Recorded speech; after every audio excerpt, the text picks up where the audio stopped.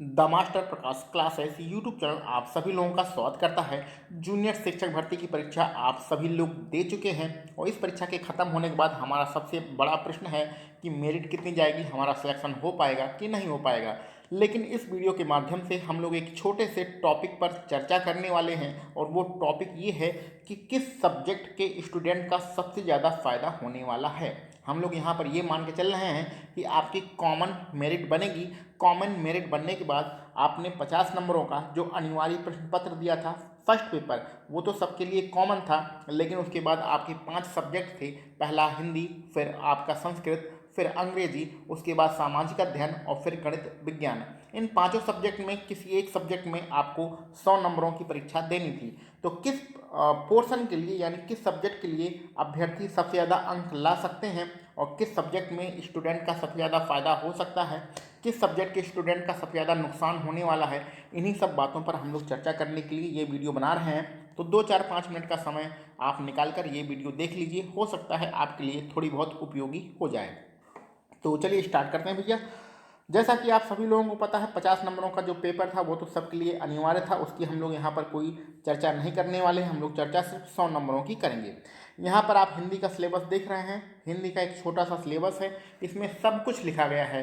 जो आप UP TET के लिए पढ़ते थे उससे थोड़ा सा हाई लेवल आपका हिंदी का सिलेबस है, क्योंकि इसमें रचनाएं और जो काव्य से संबंधित चीज़ें हैं वो बहुत ही अधिक मात्रा में पूछी गई हैं, तो इसलिए थोड़ा सा हाई लेवल का सिलेबस बन जाता है। लेकिन हिंदी में जो सिलेबस दिया गया है सेम उसी के अकॉर्डिंग क्वेश्चन पूछा गया था। अब आते हैं अंग्रेजी पे। तो इंग्लिश के सिलेबस को हमने ध्यान से देखा नहीं है, ना इंग्लिश की कोई तैयारी करवाई है। तो इंग्लिश हुआ और दूसरा वाला आपका जो संस्कृत हुआ, इस पर हम लोग कोई चर्चा नहीं करेंगे, क्योंकि ना तो इसका हमने कोई बुक देखा, ना कोई प्रैक्टिस सेट देखा है, और ना इसकी इस चैनल के माध्यम से कोई तैयारी कराई गई थी। तो अंग्रेजी और संस्कृत पर कोई चर्चा नहीं करेंगे। आगे चलते हैं सामाजिक अध्ययन पर।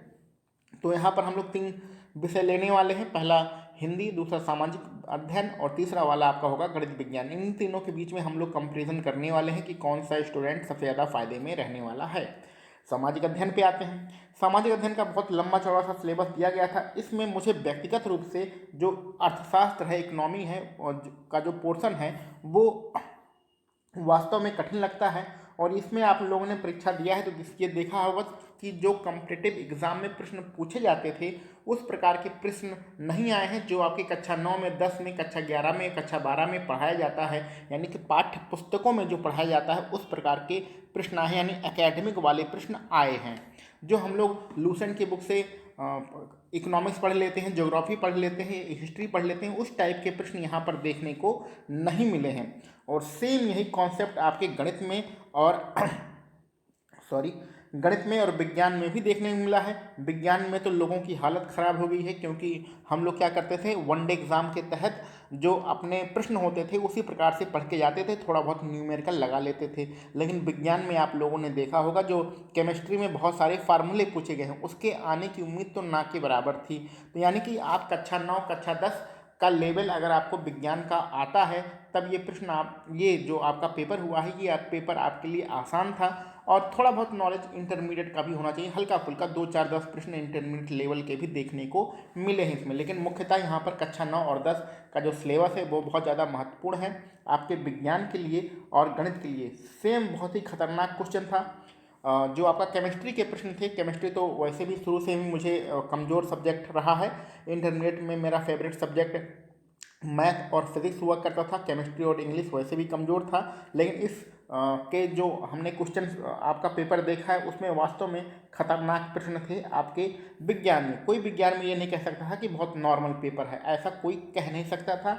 और मैथ में भी यही हुआ है। आप जो वनडे एग्ज़ाम के लिए मैथ पढ़ते थे ऐसा कुछ नहीं आया। जो आप कक्षा 9 में, कक्षा 10 में जो आपने पढ़ा होगा मैथ, सेम उसी टाइप के यहाँ पर प्रश्न पूछे गए हैं। यानी कि कुल मिला के गणित और विज्ञान का पेपर आसान नहीं था और आपके सिलेबस से भटक गया था पेपर, क्योंकि सिलेबस के अकॉर्डिंग आप लोग वनडे एग्जाम की तैयारी कर रहे थे गणित और विज्ञान में, और सिलेबस से भटक गया, यानी कि पाठ्य पुस्तकों के आधार पर ये प्रश्न पूछे गए थे। यही चीज़ आपके सामाजिक अध्ययन में भी लागू हो सकती है, कि आपके जो प्रश्न थे वो पाठ्य पुस्तकों से पूछे गए थे, कक्षा 9 और कक्षा 10 में जो पढ़ाया जाता है, और कुछ पोर्शन इंटरमीडिएट का भी हम लोग ले सकते हैं। लेकिन जो आपका इतिहास वाला पोर्शन था उसमें ग्रामर तो आप कहीं से भी पढ़ सकते हैं, यूपी टेट का लेवल भी आप ग्रामर में लेके चल सकते हैं। और बाकी जो लेखक हैं, कवि का परिचय, ये तो वास्तव में कठिन होता ही है, आप कितना भी पढ़ लीजिए ये कभी भी समझ में नहीं आ सकता है। हाई स्कूल कक्षा 9 से लेके इंटरमीडिएट तक जितने भी राइटर्स होते हैं उनकी एक एक लाइन तो आप याद नहीं ना कर सकते हैं। तो ये कुछ ऐसे पोर्शन थे जो हिंदी में भी आपके लिए दिक्कत पैदा किए हैं। तो यहाँ पर मेरा अगर व्यक्तिगत मत पूछा जाए तो इन तीनों जो आपके सब्जेक्ट की हम लोग तुलना कर रहे हैं उसमें सबसे आसान कौन सा है? सबसे आसान हिंदी है। हिंदी में अभ्यर्थी अगर ढंग से पढ़ा होगा तो 80-85 नंबर आराम से ला सकता है, क्योंकि आपको 5 या 10 प्रश्न ऐसे मिलेंगे जो आपको दिक्कत पैदा करेंगे। बाकी के वही सिलेबस है जो यूपी टेट का है या टीजीटी का है, सेम। यानी कि आपके पेपर में क्या आने वाला था ये आपको पहले से ही पता था। तो हिंदी में जो सिलेबस था उस सिलेबस के अकॉर्डिंग जो प्रश्न पूछा गया है उससे भटकाव नहीं हुआ है, सेम टू सेम उसी प्रकार के प्रश्न आए हैं। लेकिन सामाजिक अध्ययन में हमारा जो पेपर था वो भटक गया था। भटक गया का मतलब हम जो सोच रहे थे वैसा कुछ नहीं आया, और इसी प्रकार गणित और विज्ञान में भी सिलेबस हमारा भटक गया था, जो हमने सोचा था उस हिसाब से प्रश्न नहीं थे।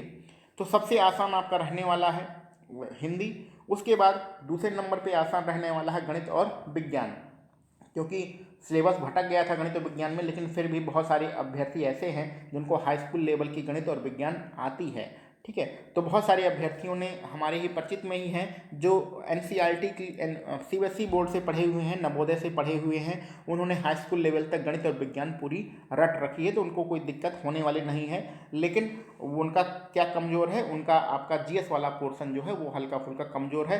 तो प्रत्येक अभ्यर्थी का ये कुछ ऐसी चीज़ें होती हैं जो प्लस पॉइंट में रहती हैं, कुछ ऐसी चीज़ें होती हैं जो माइनस पॉइंट में रहती हैं। दोनों को जब मिला दिया जाता है तभी आपका किस्मत बनती है और आपका सिलेक्शन होता है। यानी कहने का मतलब अगर कोई अभ्यर्थी विज्ञान में मजबूत है तो हो सकता है गणित के 1-2 पोर्शन में वो कमज़ोर हो, आप उसको इतिहास ना आता हो या नागरिक शास्त्र ना आता हो या करंट अफेयर्स उसका मजबूत ना हो। तो हर अभ्यर्थी का कुछ ना कुछ माइनस पॉइंट होता है और कुछ ना कुछ प्लस पॉइंट होता है। ऐसे अभ्यर्थी जो परीक्षा को क्वालिफाई करने की उम्मीद लगाए हैं, जो सिर्फ पेपर देने गए हैं और पेपर दे के चले आएंगे, ऐसे अभ्यर्थियों की हम लोग यहाँ पर बात नहीं कर रहे हैं। तो सबसे आसान आपका हिंदी रहेगा। दूसरे नंबर पे दूसरा वाला जो पोर्शन आसान रहने वाला है वो विज्ञान और गणित रहने वाला है। और तीसरे नंबर पे जो मेरा व्यक्तिगत विचार है कि जो तीसरे नंबर पे सबसे कठिन आपका पोर्शन रहेगा वो रहेगा सामाजिक अध्ययन का। तो सामाजिक अध्ययन में सॉल्व करना वास्तव में कठिन बात थी, ठीक है, क्योंकि इसका सिलेबस बहुत ही बड़ा है और इतने बड़े सिलेबस को याद करना, उसके बाद एकेडमिक वाले पोर्शन को पढ़ना बहुत ही बड़ी बात थी। तो अगर इन 3 विषयों में तुलना किया जाए तो सबसे आसान मेरा ये व्यक्तिगत मत है, सबसे आसान हिंदी है। दूसरे नंबर पे उससे कठिन आपका गणित और विज्ञान है और सबसे कठिन सामाजिक अध्ययन है। आपको क्या लगता है, कौन सा विषय आपको कठिन लगता है, कौन सा विषय आपको सरल लगता है, ये सारी चीज़ें आप कमेंट बॉक्स में ज़रूर बताइएगा। किसी बात पर चर्चा करनी हो तो भी आप चर्चा कर सकते हैं कमेंट बॉक्स में आके। तो हमारा यही मानना है, व्यक्तिगत रूप से मानना है कि जो आपकी मेरिट बनेगी वो संयुक्त मेरिट बनेगी, इसमें सब्जेक्ट का कोई मतलब नहीं रहेगा। इस बारे में भी हम लोग एक वीडियो अलग से बनाएंगे कि क्या आपकी मेरिट अलग अलग विषय की अलग अलग बनेगी अथवा संयुक्त मेरिट बनेगी, इसके बारे में एक वीडियो अलग से बनाएंगे। लेकिन यहाँ पर जो चर्चा की गई है ये संयुक्त मेरिट बनेगी ऐसा मानकर चर्चा किया गया है। तो कहने का मतलब अगर आप 1500 आपके पास भर्तियां हैं और उसमें से आपको जो आपने 150 नंबर का पेपर दिया है इसमें 97 नंबर तो क्वालिफाई होने के लिए आवश्यक है।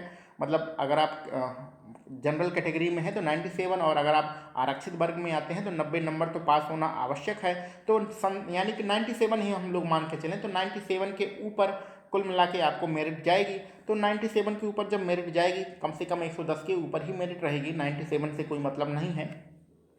तो ऐसी कंडीशन में सबसे ज़्यादा फायदा किसका होगा? सबसे ज़्यादा फायदा हिंदी विषय वाले अभ्यर्थियों का होगा, जिन्होंने हिंदी ढंग से पढ़ा है उनका सबसे ज़्यादा फायदा होगा। दूसरे नंबर पर फायदा आपका गणित और विज्ञान के अभ्यर्थियों का होगा और तीसरे नंबर पे फायदा होगा सामाजिक अध्ययन के। सामाजिक अध्ययन के अभ्यर्थी सबसे ज़्यादा मार्क खाने वाले हैं इस परीक्षा में, ठीक है।